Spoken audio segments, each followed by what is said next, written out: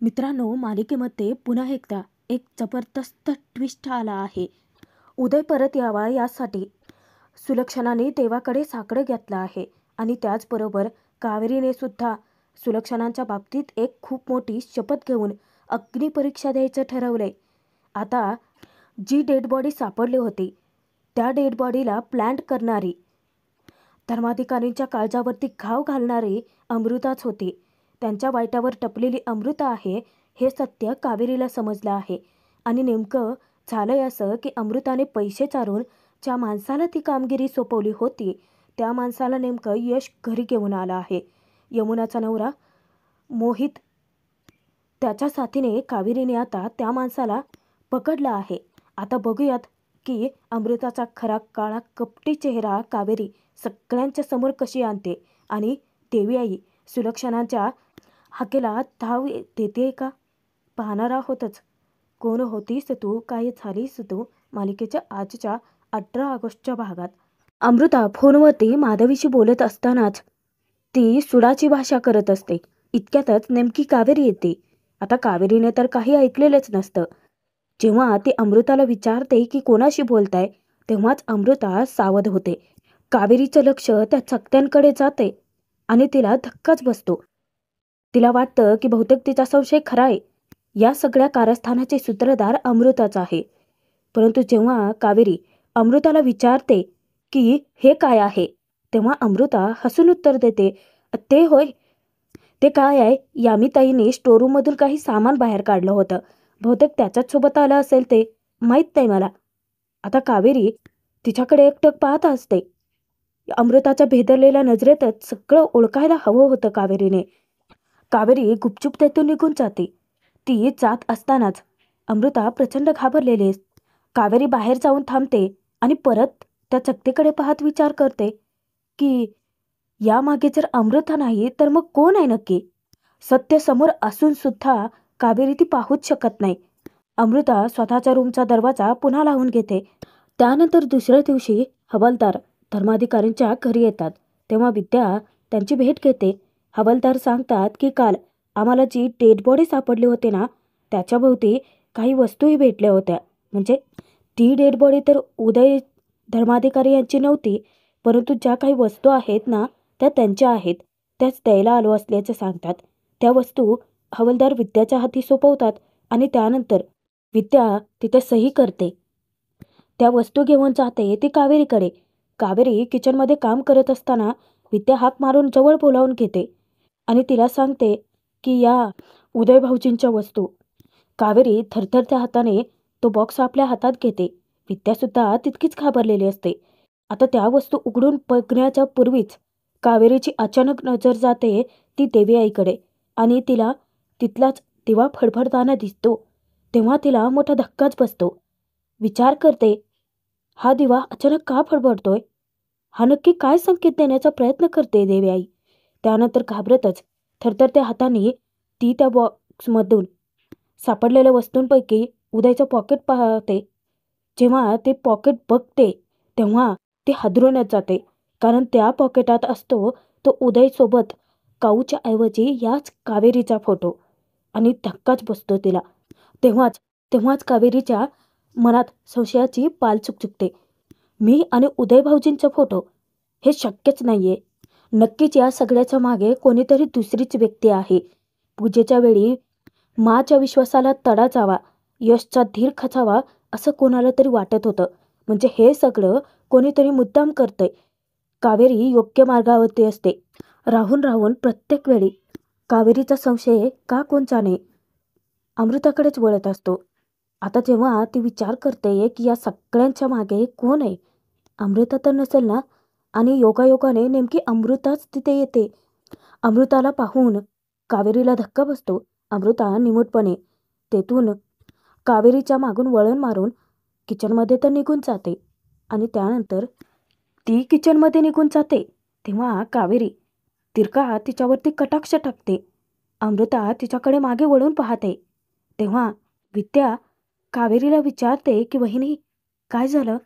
तेव्हा कावेरी ज्या वेळेस तिच्यासमोर खुलासा करते की हे पॉकेट उदय भाऊजींचं असणं शक्यच नाहीये, कारण त्यांच्या पॉकेटमध्ये माझा आणि त्यांचा फोटो शक्यच नाही. इतक्यातच तिथे यमुना, सुलक्षणा दोघेही प्रकट होतात. सुलक्षणा रागाने विचारतात की म्हणजे असं कसं काय म्हणतेस तू? बायको आहे ना तू त्याची. त्याच्या पॉकेटमध्ये तुझा नाही तर दुसऱ्या कोणाचा फोटो असेल का? आता अचानक मा आल्यात म्हटल्यानंतर कावेरी विद्या दोघींच्याही चेहऱ्याचा रंगच उडतो. मांचं लक्ष कावेरीच्या हातात असलेल्या पॉकेटकडे जातं. त्या ते पॉकेट आपल्याकडे घेतात. तेव्हा विद्या सांगते की मा, ते उदय भाऊजींचं पॉकेट आहे. त्यांचं होतं ना, म्हणून आधी मी कावेरी वहिनींच्या हाती दिलं. डिटेक्टिव्हगिरी यमुनाची काही संपतच नाही. कावेरीला ती मुद्दाम खोदून प्रश्न विचारते की कावेरी, तू असं का म्हणालीस की दादाच्या पॉकेटमध्ये तुझा फोटो असणं शक्यच नाहीये? कावेरी मुख गिळून शुंभासारखी उभीच असते. तेव्हा ती विचारते की मी काय म्हणते? इतका अवघड प्रश्न आहे का की ज्याचं उत्तर तुला देताच येत नाहीये? कावेरीचे डोळे पाणावतात. भरल्या डोळ्यांनी सुलक्षणांना ती उत्तर देते, मी असं म्हणाले कारण त्यांच्या पॉकेटमध्ये माझा नाही तर कायम तुमचा फोटो असायचा. ते सतत म्हणायचे की माझा फोटो जवळ असणं म्हणजे तिचा आशीर्वादच. तिचा आशीर्वाद कायम माझ्या सोबत असतो. ती माझ्यावरती रागावली असली तरीही. कावेरीचं उत्तर ऐकून सुलक्षणासुद्धा खूप हळव्या होतात. तू जे म्हणतेस ना कावेरी, ते मला अजिबात पटत नाहीये. नाही म्हणजे तू जे बोलतेस ते लॉजिकली पटतंय, परंतु तू दादांच्या आयुष्यात आमची जी जागा घेते आहेस ना, त्याप्रमाणे त्याच्या पॉकेटमध्ये तर तुझाच फोटो असायला हवाय. आणि जो के आहे, आणि तू जर म्हणशील तू जशी माझ्या दादाच्या आयुष्यात आमची जागा घेतली तशीच त्याच्या पॉकेटात सुद्धा घेतली असेल. यमुना मुद्दाम टोमणे मारते. काय अगं, हे सगळं बघून तुला तर आनंद व्हायला हवाय. शंका कसल्या काढतेस का? आणि आता तुला यातही खूप काळबेरं वाटतंय. तेव्हा वेळीच सुलक्षणा यमुनाच्या तोंडाला आवर घालायला सांगतात. कावेरीने केलेल्या कठोर व्रतामुळे सुलक्षणांचा तिच्यावरती प्रचंड विश्वास बसतो. यमुनाला त्या खडसावतात की यमुना बस कर. माझ्यासोबत तिने जे कठोर व्रत केलं आहे ना, त्यावरून हे तरी सिद्ध होतंय की तिलाही अगदी मनापासून वाटतं की उदय लवकरात लवकर परत यावा. आपले डोळे कच्च मिटून सुलक्षणा देवांकडे प्रार्थना करतात की आणखीन माझी परीक्षा नको बघूस. माझ्या उदयला लवकरात लवकर परत घेऊन ये. यावरूनच अमृताचा एक गोष्ट लक्षात येते की सुलक्षणा उदयच्या बाबतीत किती हळव्या आहेत. तिच्या नजरेतच ते दिसून येतं की आता याच गोष्टीचा फायदा स्वतःसाठी करायचा. मानचा आपल्यावरती इतका विश्वास बसला आहे हे पाहून कावेरी सुखावते. त्यानंतर सुलक्षणा ते पॉकेट कावेरीच्या हाती सोपवतात. कावेरीसुद्धा निमूटपणे ते पॉकेट आपल्याकडे घेते. यमुना, सुलक्षणा दोघेही तेथून जातात. त्यानंतर विद्या, अमृता दोघेही आपापल्या कामाला निघून जातात. कावेरीला इतकं वाईट वाटतं ना, मनातून खूप दुखावली जाते. कसं सांगू मा तुम्हाला की उदय भाऊजींनी कधीच पॉकेटमधून तुमचा फोटो बाहेर काढलाच नाही. परंतु या सगळ्यामागे कोण आहे? आधी पूजेमध्ये विघ्न आणण्याचा प्रयत्न केला आणि आता हे खोटं पाकिट ती इतकी चवताळते आणि मग स्वतःच्या मनाची ठरवते की आता याबद्दल यशशी बोलायचं आणि खरा सूत्रधार शोधूनच काढायचा. तेव्हाच यशसुद्धा ऑफिसला जायला निघालेला असतो. कावेरीला यशशी बोलायचं असतं. तेव्हा कावेरी यशकडे येत असतानाच अमृता यशचा टिफिन घेऊन धावतच येते. मुद्दाम खरोखरच मुद्दाम ती कावेरीला चोराचा धक्का मारते आणि धावतच यशकडे जाते. मुद्दाम पाय सटकण्याची नाटकंसुद्धा करते. आता ती धडपडणार तेव्हा यश वेळीच तिला सावरतो आणि दोघांचीही नजरानजर होते. दोघे एकटक त्या ऑकवर्ड पोझिशनमध्ये एकमेकांकडे पाहतच असतात. इतक्यातच कावेरी तिथे येते आणि त्या दोघांना त्या अवस्थेत पाहून, समोरचं ते दृश्य पाहून कावेरीला इतकं वाईट वाटतं ना, यश पटकन अमृतापासून दूर होतो. तेव्हा अमृता आता हे सगळं मुद्दाम करूनही तर असा आणते, सॉरी हा यश, नाही म्हणजे मी धडपडले. हे बघ ना, मी तुझ्यासाठी डबा आणलाय. यश विचारतो की माझ्यासाठी? काय हे यश, अरे सकाळपासून तू काहीच खाल्लेलं नाही आहेस. यश विचारतो की पण तुला कसं माहिती? तेव्हा अमृता सांगते की असं काय करतोयस यश? अरे माझं लक्ष पूर्ण तुझ्याकडेच असतं. शेवटी मी होणारी तुझी बायको आहे ना. आता यशचा चेहराही बघा, ते वाक्य ऐकून किती पडलाय. डबा घ्यायला स्पष्ट नकार देतो. राहू देत, मी बाहेर काहीतरी खाईन, याची काही गरज नव्हती. तेव्हा अमृता आग्रहच धरते, असं काय करतोयस यश? अरे बाहेरच्यापेक्षा घरचं जेवण कधीही बरं, घे बरं गुपचूप. तेव्हा यशला आता तिला दुखवायचं नसतं, म्हणूनच तो डबा नाकारत नाही आणि दोघे एकमेकांना बाय करतात. यश तर निघून जातो. कावेरीला खूपच वाईट वाटतं. तिने डोकावून ते सगळं दृश्यही बघितलेलं असतं. खरं तर यशशी तिला बोलायचं होतं, परंतु चान्सच मिळाला नाही. मध्ये ही अमृता तडमडली ना. तोचपर्यंत सुलक्षणा घरच्यांच्या समोर कितीही कठोर दाखवण्याचा प्रयत्न करत असत्या, तरी मनातून त्या किती हळव्या आहेत हे सगळ्यांनाच ठाऊक असतं. उदयचा फोटो आपल्या हाती घेत त्याच्यावरून मायेने हात फिरवत त्यांचा ऊर भरून येतो. उदय, असं काय करतोयस बाळा? येणार रे आपल्या घरी लवकर परत. मला माहितीये माझंच चुकलं. मी तुझ्यावरती असं रागवायला नको होतं. हे सगळं बोलत असताना अचानकच कपटी अमृता तिथे टपकतेच आणि स्वतः उदयसाठी सुलक्षणांना रडताना पाहून तिला स्वर्गसुखच मिळतं. तिला तेच तर हवं होतं ना. स्वतः सुलक्षणा इतक्या तळमळत असतात, त्यांच्या जीवाची नुसती काहिली होते आणि ते पाहून अमृताला आनंद मिळतो. सुलक्षणा उदयचा फोटो आपल्या उराशी कवटाळून ढसाढसा रडायला लागतात. आता बघा अमृताची नाटकं कशी चालू होतात. पडलेला चेहरा घेऊन सुलक्षणांच्या समोर येते आणि नाटके चालू करते. मावशी, प्लीज तू अशी रडू नकोस ना गं. तुझा पडलेला चेहरा बघून मलाही खूप वाईट वाटतंय गं. उदय परत येण्याची मला कुठेतरी आशा असते आणि मग हे असंच भलतंच वाईट काहीतरी घडून बसतं गं. कुठे असेल माझा उदय? त्याला लागलं दुखलं खुपलं तर कोण असेल त्याच्यापाशी? इथे असताना तर माझ्या नजरेआड मी त्याला कधीच केलं नसतं. सुलक्षणा रडतच म्हणतात आणि त्यांना रडताना पाहूनच अमृताला इतकं सुख मिळतं ना, कारण हे सगळं षडयंत्र तर तिचंच असतं. मावशी, प्लीज रडू नकोस ना गं. कशाला स्वतःला इतका त्रास करून घेतेत? तेव्हा सुलक्षणा म्हणतात, त्रास तर होणारच ना गं. मला तर आता असं वाटतंय की देवसुद्धा माझ्यावरती रुसलाय. त्यांना अश्रू अनावर होतात. तेव्हा पटकन अमृता उडते आणि त्यांना घट्ट मिठी मारून शांत करण्याचा प्रयत्न करते. परंतु ती चाललेली वरवरची नाटकं असतात. मनातून तर आनंद उफाळून येत असतो. अमृता त्यांच्या मिठीतून बाजूला होताच सुलक्षणा म्हणतात की काय करू ग? कुठून शोधून आणू माझ्या उदयला? कुठे असेल माझा उदय? त्यावेळेस अमृता समजावते, मावशी, अगं सगळी दारं बंद झाली ना, शेवटी त्याचंच दार ठोठवायचं असतं. अगं तोच तर येतो ना आपल्या मदतीला. नाही ग अमृता, मला तर कळतच नाहीये की देव माझी इतकी परीक्षा का बघतोय. त्या खूपच रडायला लागतात. तेव्हा अमृता सांगते, त्यांना धीर देते की मावशी, अगं तूच अशी खचून गेली तर? तुला खचून जायचं नाहीये.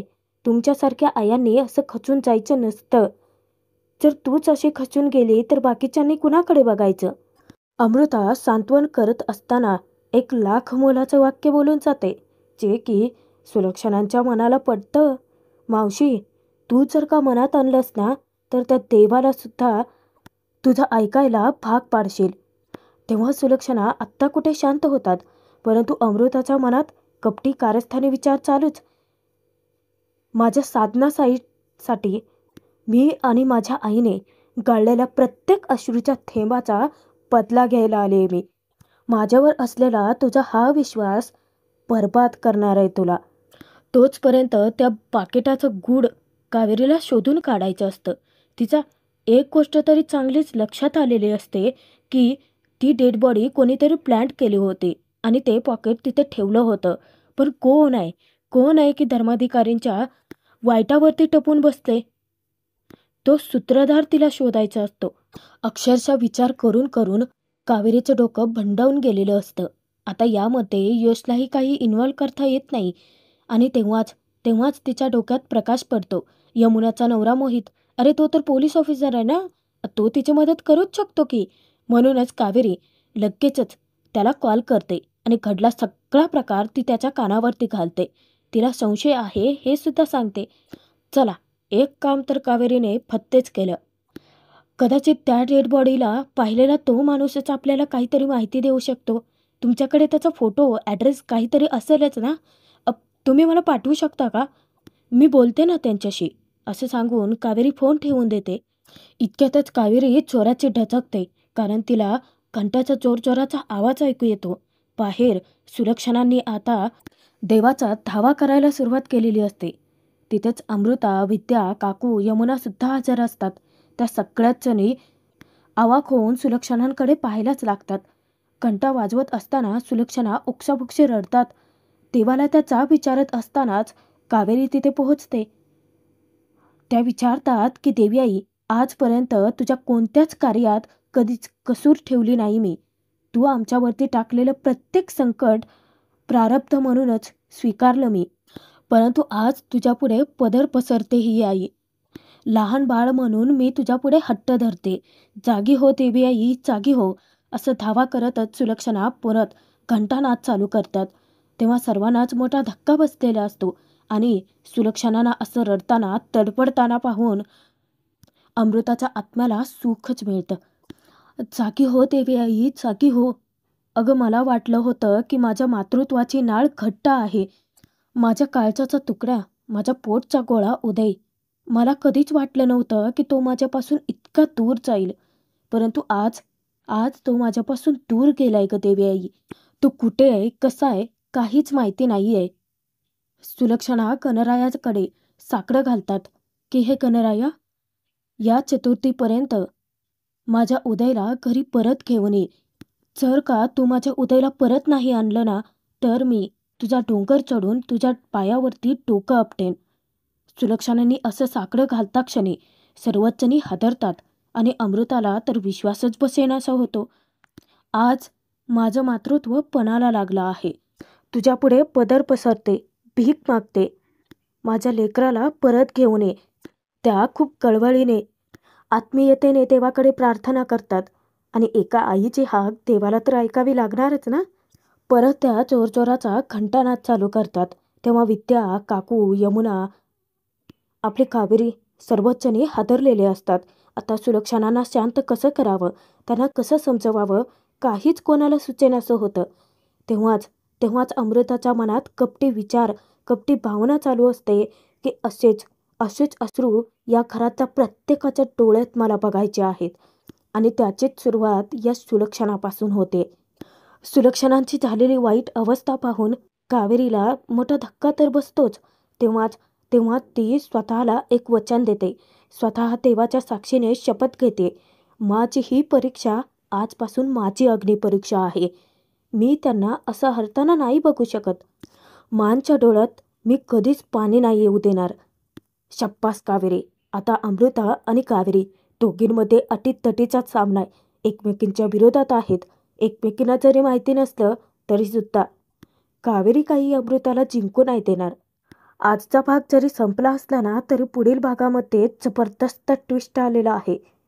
ज्यावेळेस सुलक्षणांनी कावेरीवरती मोठी जबाबदारी सोपवलेली असते की घरातली पितळेची जी भांडी आहेत तांब्याची, ती सगळी स्वच्छ करायची, तेव्हाच तिथे सुद्धा ती अमृता कटकारस्थान करूनच ठेवते. आता कावेरी मानचं कोणतंही काम असं ओबडधोबड तर नाही ना करणार. सुलक्षणा जेव्हा ती भांडी चेक करतात तेव्हा त्यांच्या रागाचा पारा चढतो. त्या कावेरीला खडसावतात की हे काय आहे, एक काम तर तुला जमत नाही ना. तेव्हा कावेरी सांगते की मी स्वच्छ करते. कावेरीला त्या ओरडतात की थांब, आता यातल्या कोणत्याही भांड्याला तू हात लावायचा नाही. तोचपर्यंत नेमकं यशने अमृताने पैसे चारून ते काम करायला भाग पाडलेल्या माणसाला घरी आणलेलं असतं आणि त्याला बहुतेक जखम झाली होय आणि यश त्याची मलमपट्टी करतो. तेव्हाच अमृता देवाकडे प्रार्थना करते की या माणसाला आता घरातलं कोणीही पाहायला नको आहे. इतक्यातच मोहितने कावेरीच्या फोनवरती त्या माणसाचे फोटोज पाठवलेले असतात आणि नेमकं होतं असं की कावेरी काही कामानिमित्त बाहेर येते आणि यश त्या माणसाला घरी घेऊन आलेला असतो. तो त्यांना सोफ्यावरती बसवत असतानाच कावेरीची नजर पडते.